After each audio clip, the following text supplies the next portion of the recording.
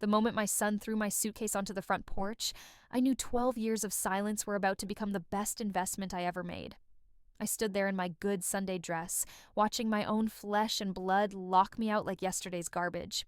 Little did they know, yesterday's garbage was about to become worth $8 million. If you're watching this, subscribe and let me know where you're watching from. Let me tell you how a 60-year-old woman went from homeless to homeowner of the most expensive mansion in Millbrook Heights. Because, honey, revenge isn't a dish best served cold. It's best served with a side of pure, unadulterated success. My name is Margaret Williams, but everyone calls me Maggie. At 72, I've learned that the only thing better than proving people wrong is making them regret ever doubting you in the first place. And boy, did my son James and his wife Jessica give me plenty to prove. It was October 15th, 2012, when my world fell apart. I'd been living with James and Jessica for 3 months after my husband died, helping with their 2 young children while I figured out my next steps. The life insurance money wasn't much, and I thought family was supposed to help each other through tough times. "Mom, we need to talk," James said that morning, his voice cold in a way I'd never heard before. Jessica stood behind him, arms crossed, wearing that smug expression I'd grown to hate. At 33, she had the kind of sharp beauty that cut people when they got too close. "What's wrong, honey?" I asked, setting down my coffee cup on their granite countertop, the countertop I'd helped them afford with my Social Security checks for the past year. "This arrangement isn't working anymore," Jessica announced, stepping forward like she owned the conversation, which apparently she did. "You're too set in your ways." "Maggie, the children are confused about who's in charge." I looked at James, waiting for him to defend me, to remember that I was his mother who had raised him alone after his father left when he was 8. Instead, he avoided my eyes like I was a stranger asking for spare change. "Where am I supposed to go?" I asked, my voice smaller than I intended. "That's not our problem anymore," Jessica replied with a shrug that would haunt me for years. "You're a grown woman. Figure it out." 20 minutes later, my entire life fit into 2 suitcases and a cardboard box. 60 years of memories, photographs, and keepsakes reduced to what I could carry. The rest would go to Goodwill, Jessica informed me cheerfully, as if she was doing me a favor. "Don't make this harder than it needs to be," James mumbled as he set my bags on the porch. For a split second, I saw a flicker of the little boy who used to cry when I left for work. Then Jessica appeared beside him, and his face went blank again. The taxi arrived as the first drops of rain began to fall. I climbed in without looking back, not because I was strong, but because I was broken. As we drove away, I caught a glimpse of Jessica in their window, already redecorating what had been my temporary bedroom. I had $847 in my purse, no job, and nowhere to live. What I didn't have was the slightest idea that this humiliation would become the fuel for the greatest comeback story of my life. The Sunset Motel on Route 9 became my home for the next 6 weeks. And let me tell you, it was exactly as glamorous as it sounds. $43 a night for a room that smelled like industrial cleaner and broken dreams, but it had a roof and a door that locked. After being thrown away like trash, even that felt like a luxury. The elderly desk clerk, Mr. Patterson, took pity on me after the first week. "You're not like our usual guests," he said quietly, sliding an extra towel across the counter. Most of their clientele was either working construction jobs or hiding from something. I was just hiding from the truth that my own son had discarded me. Those first mornings were the hardest. I'd wake up in that narrow bed forgetting for just a moment where I was, and then reality would hit like a slap. No grandchildren's laughter, no family breakfast to prepare, just me in the broken air conditioning unit that made sounds like a dying whale. But here's what Jessica and James didn't count on. I'm not the kind of woman who stays down. Never. Have been. When James was young and we had nothing, I worked 3 jobs to keep us afloat. I cleaned offices at night, worked retail during the day, and took in ironing on weekends. Survival wasn't new to me. I'd just forgotten how good I was at it. The first thing I did was walk to the library every morning. Free internet, free air conditioning, and most importantly, free access to job listings. At 60, nobody was exactly lining up to hire me, but I wasn't looking for charity. I was looking for opportunity. "You have experience in bookkeeping?" asked Sarah Mitchell, the owner of Mitchell's Garden Center. During my fourth interview that week, she was about my age with dirt under her fingernails and a no-nonsense attitude I immediately respected. 20 years, I replied. I handled all the finances for my late husband's contracting business. What I didn't mention was that I'd also spotted at least 3 ways she was losing money just from sitting in her cluttered office for 10 minutes. The inventory system was a mess. She was overpaying suppliers, and her pricing structure hadn't been updated since 2008. The pay isn't much, Sarah warned. $15 an hour part-time. When do I start? That first paycheck was $240, and I treated it like I'd won the lottery. After 6 weeks of watching my savings drain away like water through a sigh, earning money again felt like breathing after being underwater. The motel room slowly transformed from a temporary stop to something resembling a home. I bought a small coffee maker, hung up my few family photos, and even splurged on a plant for the windowsill. If this was my life now, I was going to live it with dignity. 3 months in, I made my first real discovery. Sarah was throwing away thousands of dollars worth of plants each year. Anything that didn't sell by the end of the season went straight to the dumpster. It's just how the business works, she explained with a resigned shrug.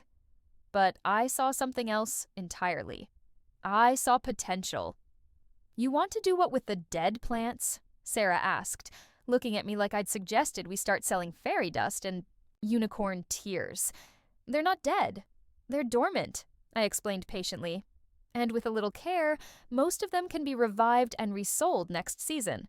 This was month 8 of my new life, and I'd moved from the motel to a tiny studio apartment above Yeppe's Pizza.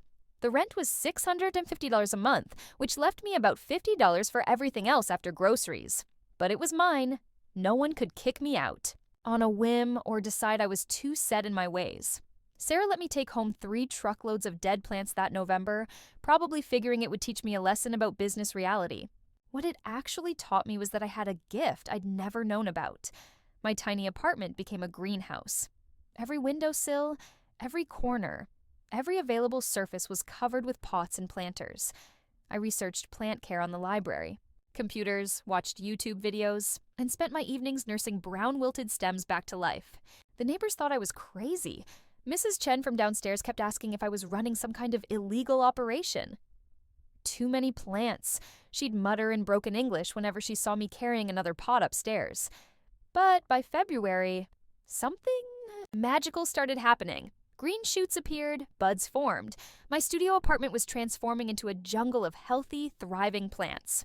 I had over 200 specimens, and about 150 of them were not just alive, but flourishing. Maggie, what the hell? Sarah gasped when I brought the first batch back to the garden center in March. These look better than when they were new. Told you. They weren't dead, I said, trying to hide my grin. Inside, I was doing cartwheels. This wasn't just about proving a point. This was about discovering I had a talent that could actually make money. Sarah bought back every single plant for half the original retail price.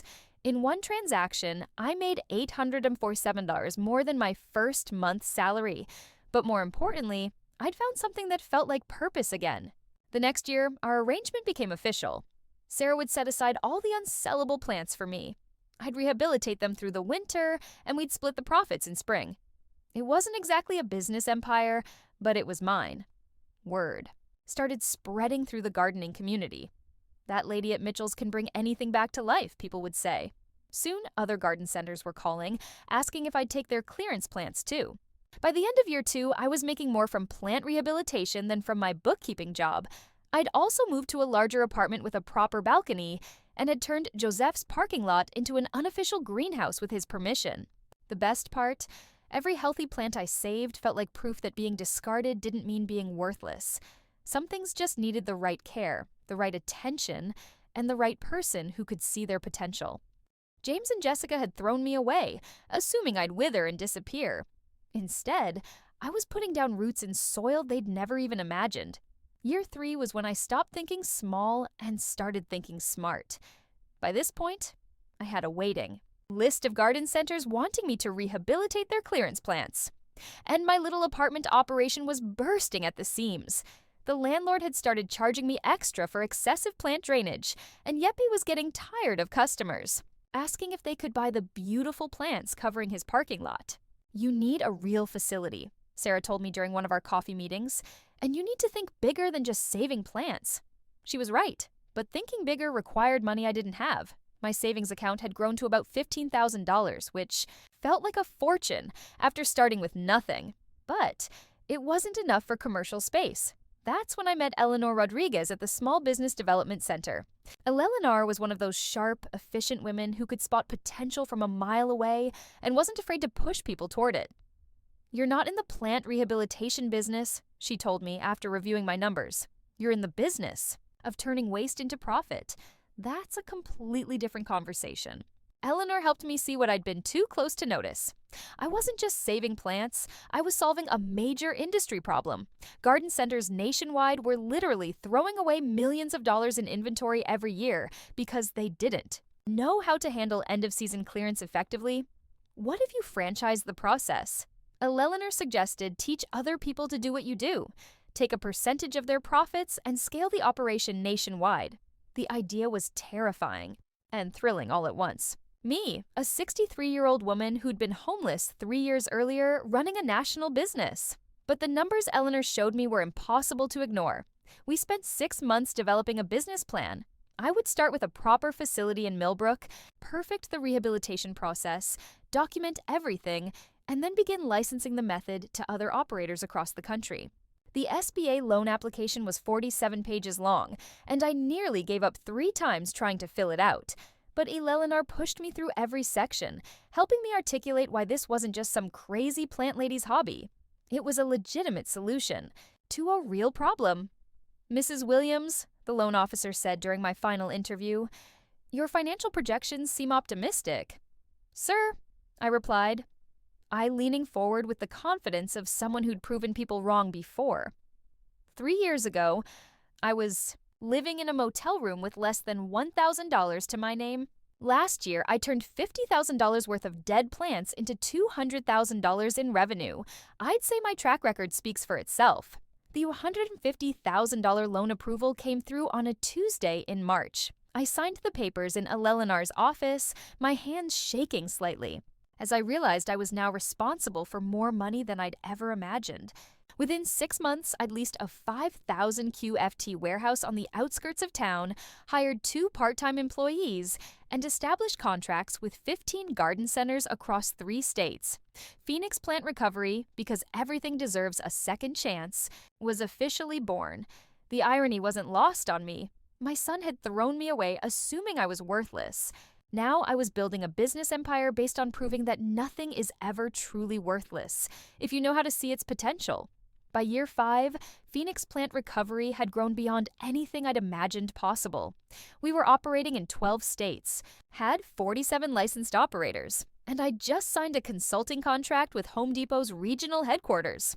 The scared, broken woman who'd been thrown out with the trash was now being flown to corporate meetings in Atlanta. "Mrs. Williams, your success story is exactly what our industry needs to hear," said David Chen, Home Depot's sustainability director, as we toured their flagship store. "Turning waste into profit while helping the environment. That's the future of retail." I smiled politely, still getting used to being treated like an expert instead of an inconvenience. The transformation hadn't been easy. There had been plenty of 18-hour days, failed experiments, and moments when I wondered if I was in over my head. But every challenge had taught me something new about business, about myself, and about what I was truly capable of. My personal life had stabilized too. I'd moved into a nice 2-bedroom apartment in Millbrook's historic district, complete with a garden where I could test new rehabilitation techniques. I'd made friends, real friends, not people who tolerated me out of obligation. My weekly book, Club with Eleanor and 3 other women, had become the highlight of my social calendar. The financial success was staggering even to me. Phoenix Plant Recovery was generating over $2 million in annual revenue, and my personal net worth had crossed the 7-figure mark. I kept detailed spreadsheets, not because I was obsessed with money, but because the numbers represented something more important: independence. "Have you thought about expanding internationally?" asked Marcus Thompson, my business attorney, during our quarterly review. "We've been getting inquiries from Canada and the UK. One step at a time," I replied, though the idea was tempting. I want to make sure we're doing this right before we get too ambitious. The truth was, I was already thinking about the next phase.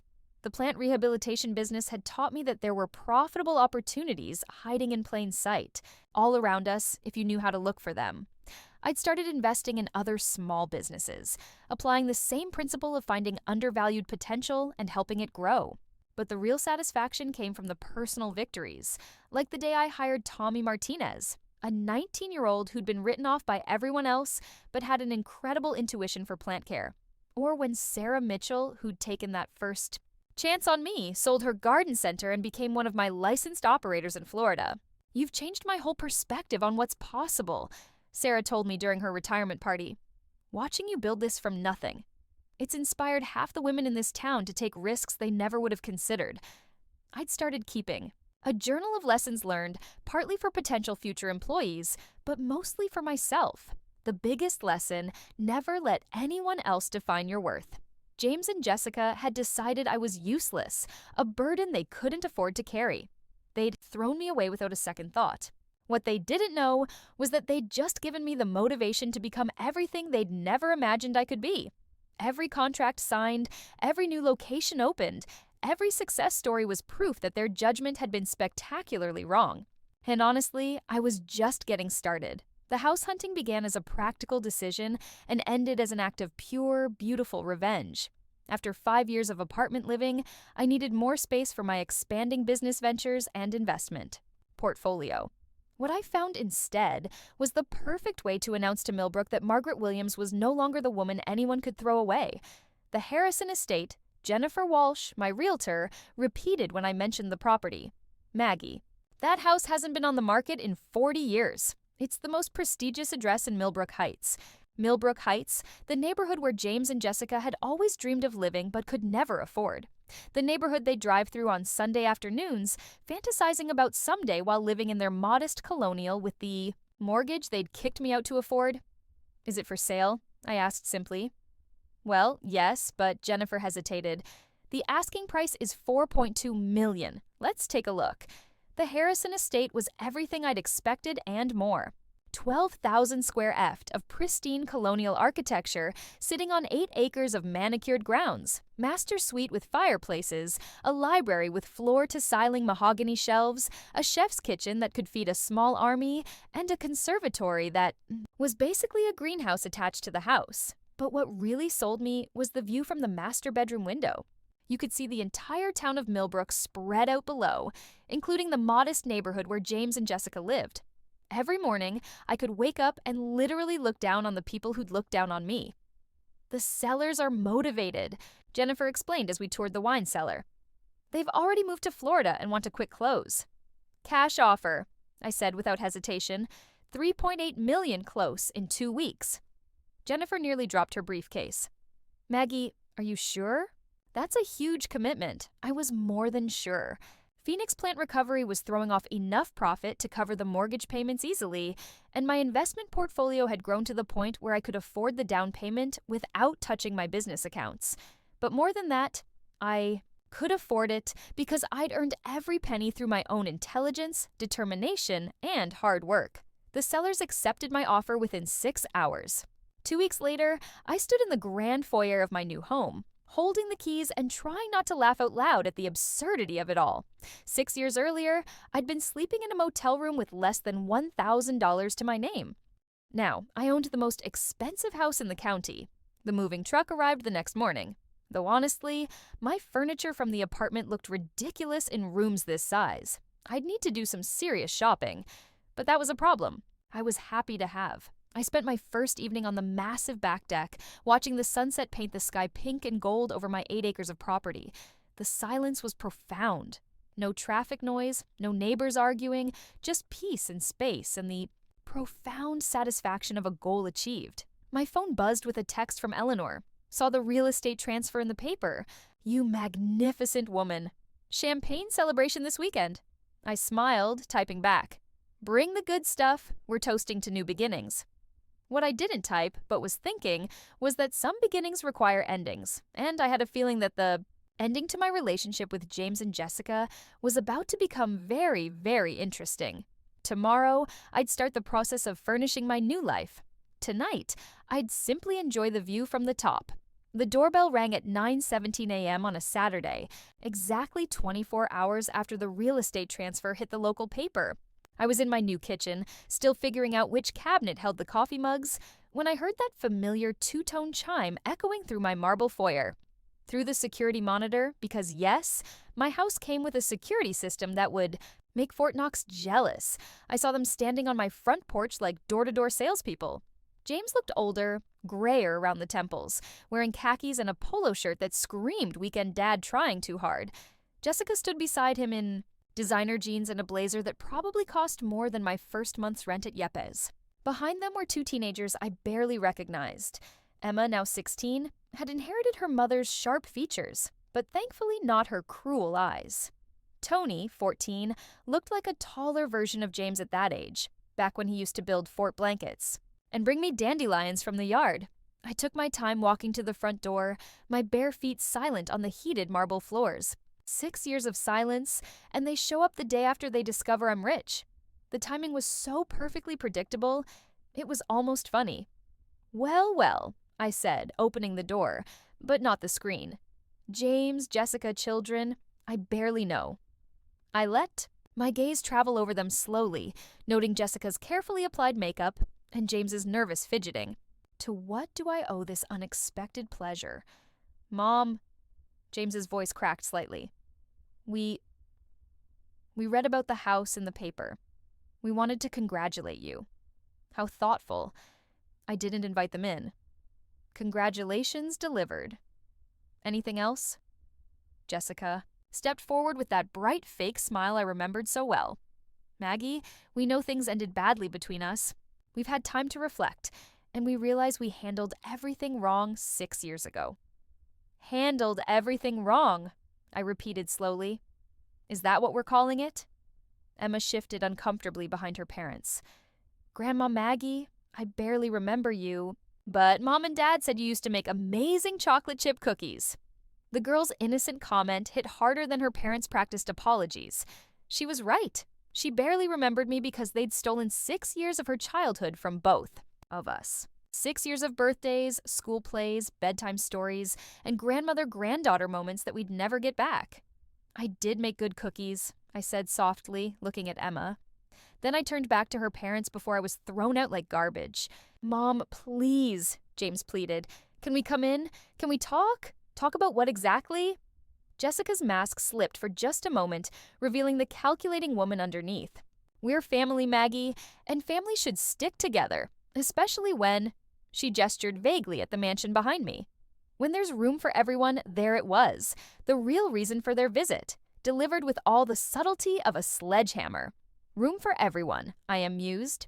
How convenient that you've discovered your family feelings now that I have 12,000 square FT. That's not fair, James protested, but his eyes were already cataloging what he could see of the house interior. We've missed you. The kids have missed having a grandmother. I laughed, actually laughed, at the absurdity of it. James, honey, you threw me out of your house with 2 suitcases and a cardboard box. Jessica told me I was too set in my ways, and that figuring out my life wasn't your problem anymore. Now you miss me? The silence stretched until Tony spoke up. Dad, what is she talking about? Why don't you come in? I said finally, stepping back from the door. Since you're so interested in family reunions. I led them through the foyer, past the crystal chandelier and marble staircase into the living room with its floor-to-ceiling windows overlooking the grounds. I watched their faces as they took in the silk wallpaper, the Persian rugs, the artwork that cost more than most people's cars. This place is incredible, Tony breathed, walking to the windows. Mom, look at the pool. Jessica was looking all right. I could practically see her calculating square footage and property values. It's certainly spacious, she said carefully, much too big for one person. Is it? I settled into my favorite armchair, a beautiful wingback in navy blue velvet that I'd bought specifically for this room. I find I quite like having space to breathe. James sat on the edge of the sofa like he was afraid to wrinkle the fabric. Mom, about what happened 6 years ago. We were dealing with a lot of stress. New mortgage. My job situation was uncertain. Jessica was working full-time with 2 small kids. So, naturally, The solution was to make your widowed mother homeless. I finished. Very logical. We thought you'd figure something out, Jessica said defensively. You're so capable, so independent. We never imagined you'd end up in a motel. I raised an eyebrow.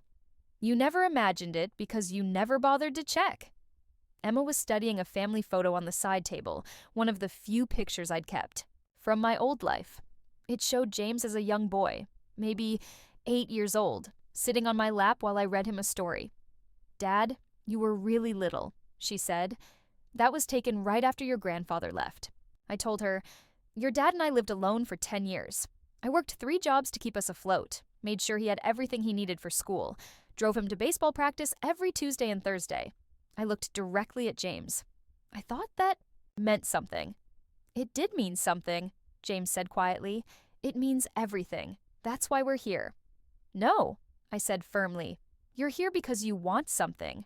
The question is, are you going to be honest about what it is? Or are we going to keep pretending this is about missed family connections? Jessica's patience was clearly wearing thin. Fine, she snapped. Yes, we need help. James lost his job 3 months ago. We're behind on the mortgage, and Emma needs money for college applications. Happy now? Deliriously, I said dryly. Now we're getting somewhere. The thing is, James jumped in, shooting Jessica a warning look. We were thinking you have all this space and we're struggling with our housing situation. You want to move in? It wasn't a question. Temporarily, Jessica added quickly. Just until James finds another position. Maybe 6 months. A year at most. I looked around my beautiful, peaceful living room, then back at the people who discarded me the moment I became inconvenient. Let me make sure I understand this correctly. You want to move your entire family into my house because you're having financial difficulties. We're family, James repeated, like it was a magic word that would open all doors. Family, I amused. Is that what you called it when you locked me out of your house? When you told me figuring out my life wasn't your problem anymore? The silence that followed was broken only by the ticking of the antique clock on the mantelpiece. Finally, Tony spoke up again. What happened 6 years ago? Why won't anyone explain what you're talking about? I looked at the 2 teenagers, these grandchildren I'd been robbed of knowing, and made a decision. Sit down, I told them. Both of you. It's time you learned exactly what kind of people your parents really are. Mom, don't, James warned. But I held up a hand. Emma. Tony. 6 years ago, your grandfather died. I was 60 years old, recently widowed, and I needed a place to stay while I figured out my next steps. Your parents invited me to live with them. I kept my voice calm, factual. For 3 months, I helped with childcare. I contributed my social security checks to household expenses and tried to stay out of the way. Emma and Tony were listening intently, their faces serious. Then, one morning, your mother decided I was too set in my ways and told me I had to leave. Immediately, your father packed my belongings into 2 suitcases and put me on the front porch. I had 8 centavos and nowhere to go. That's not how it happened, Jessica protested. You were interfering with our parenting decisions, undermining our authority. With the children. I made them breakfast, I said simply, and I suggested they say please and thank you. Apparently that qualified as undermining authority. Tony looked confused. But where did you go? What did you do? I lived in a motel for 6 weeks, then a studio apartment above a pizza place. I worked part-time at a garden center for $15 an hour. I smiled at the memory. Best thing that ever happened to me, actually. How is being homeless the best thing that ever happened to you? Emma asked. Because it taught me that I didn't need anyone to take care of me. I could take care of myself just fine. I gestured around the room. Better than fine, as it turns out. Jessica was getting agitated. This is ancient history, Maggie. We're trying to move forward to rebuild our relationship. No, I interrupted. You're trying to rebuild your bank account. There's a difference. I pulled out my phone and showed them. A text message I'd received earlier that morning. This is from Nancy Martinez, a friend of mine who works at the unemployment office. She mentioned seeing a familiar name cross her desk recently. I looked directly at James. You didn't lose your job 3 months ago. You were fired 6 months ago for falsifying expense reports. James's face went white. How did you... I know things, James. I know Jessica opened 3 new credit cards last year and maxed them out on designer clothes and spa treatments. I know you refinanced your house twice to pay for that vacation to Italy. I know you're not just behind on your mortgage, you're facing foreclosure next month. The silence in the room was deafening. I also know, I continued, that you drove by my motel every single day for 6 months after you threw me out. You knew exactly where I was living and exactly how much I was struggling, and you never once stopped to check if I was okay. Emma's eyes filled with tears. Dad, is that true? James couldn't look at his daughter. Jessica, however, had switched to full attack mode. Fine. So, we made mistakes. So did you. You could have asked for help instead of disappearing for 6 years. I laughed, asked for help from the people who told me figuring out my life wasn't their problem, from the daughter-in-law who called me a burden. We were young. We were stressed. You were cruel, I said quietly. And now you want me to pretend it never happened because you need something from me? Tony suddenly stood up, his face flushed with anger. This is messed up, he said, his voice cracking. Dad, you told us Grandma Maggie moved to Florida to be near her sister. You said she didn't want to see us anymore. We never said that exactly, James started. Yes, you did. Emma jumped up too, her voice rising. You said she chose her new life over being part of our family. You made us think she abandoned us. I felt a surge of vindication mixed with sadness. These children had been lied to for 6 years, robbed of their grandmother because their parents were too proud to admit what they'd done. There's something else you should know, I said softly. About 6 months after I moved out, your father came to see me. Jessica's head snapped toward James. What? You didn't tell her? I asked James, genuinely surprised. How interesting. James was sweating now, his polo shirt sticking to his back. Mom, please. He showed up at my apartment on a Tuesday evening.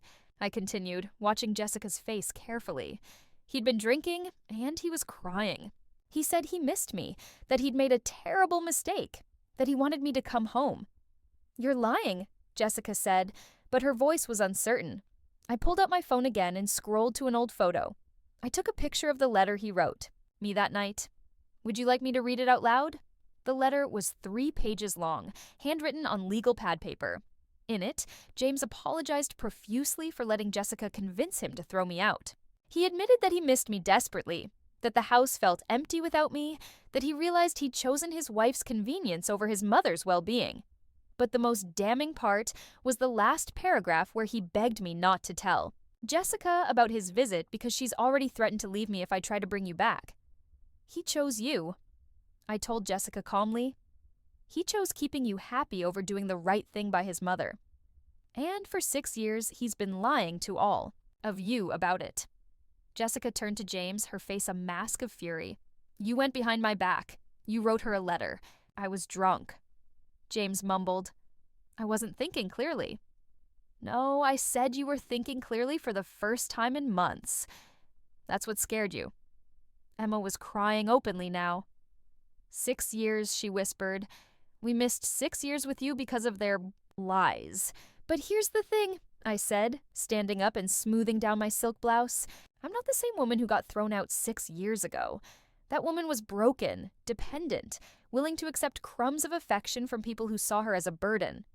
I walked to the window, looking out at my perfectly manicured grounds. This woman owns a multi-million-dollar business. This woman has friends who respect her, employees who depend on her, and investments that generate more income in a month than your father made in a year when he had a job. I turned back to face them. This woman doesn't need anything from anyone, especially not from people who threw her away like garbage, and now want to move into her house because they've mismanaged their own lives. The silence stretched until Tony spoke up, his voice small. So, you don't want a relationship with us, even now that you know we were lied to? The question broke my heart, but I kept my expression neutral. I want a relationship with you and Emma. You're innocent victims in this situation, but your parents? I looked directly at James and Jessica. Your parents are going to have to earn their way back into my life if they can. Jessica stood up abruptly, her mask of false sweetness finally discarded completely. This is ridiculous, she snapped. We're your family, Maggie. You can't just pick and choose which parts of us you want. Watch me, I replied calmly. Fine, Jessica continued, her voice rising. You want to play games? You want to punish us for something that happened 6 years ago? We'll just leave. Come on, James. Kids, we don't need this. But Emma didn't move. Neither did Tony. They sat on my expensive sofa, looking between their parents and me with expressions of confusion and betrayal. Actually, Emma said quietly, I want to stay and talk to Grandma Maggie alone. Emma, we're leaving, Jessica commanded. No. Emma's voice was stronger now. I'm 16 years old and I just found out you've been lying to me for 6 years about my grandmother. I want to hear her side of the story. Tony nodded. Me too. Jessica looked like she was about to explode, but James put a hand on her arm. Maybe we should give them some time, he said quietly. Don't you dare take her side, Jessica hissed at him. I'm not taking anyone's side, James replied. But he was looking at me with something that might have been regret. I'm trying to think about what's best for our children. For a moment, I saw a glimpse of the man who'd written me that letter 6 years ago, the son who'd been torn between his wife's demands and his conscience. But the moment passed quickly. Fine, Jessica said, but we're not done here, Maggie. We'll be back. No, I said firmly. You won't. Not unless you're invited. This is my house, my property, and I have an excellent security system. If you show up, uninvited again, I'll have you arrested for trespassing. Jessica's face went through several shades of red. You can't keep us from our children. I'm not keeping anyone from anyone, I said, but I'm also not allowing you to use them as emotional. Blackmail. Emma and Tony are welcome here anytime they want to visit. You and James are not. Not until you've proven you've changed. Proven how? James asked. I considered the question carefully. Start by telling your children the complete truth about what happened 6 years ago. Not your version, not Jessica's version. The truth, then get your financial house in order without asking me for help. Show me you can stand on your own 2 feet like the adults you claim to be. And then maybe we can have a conversation about forgiveness. Maybe. I smiled coldly. But don't hold your breath. After they left, I sat with Emma and Tony for 2 hours, answering their questions, showing them photo albums from their father's childhood, and listening to their stories about school, friends, and dreams for the future. They were good kids despite their parents' failures, and I could see echoes of the little boy I'd raised in both of them. Can we come back next weekend? Emma asked as I walked them to the door. Anytime you want, I promised. I have 6 years of grandmothering to catch up on. As I watched their car disappear down my long driveway, I felt something I hadn't experienced in years. Complete satisfaction. Not revenge exactly, but justice. The people who'd thrown me away were now the ones begging for scraps, while the woman they discarded was living in luxury they could never afford. I'd proven that being thrown away doesn't mean being worthless. Sometimes it just means you're finally free to discover your true value. And sometimes the best revenge really is living. Well, the next morning, I called Eleanor to tell her about the visit. How do you feel? She asked after I'd shared the whole story. I looked out at my beautiful grounds, sipped my coffee from expensive china, and smiled. I feel like I'm exactly where I belong. Finally. Some victories are quiet. This one was perfect. Thanks for listening. Don't forget to subscribe and feel free to share your story in the comments. Your voice matters.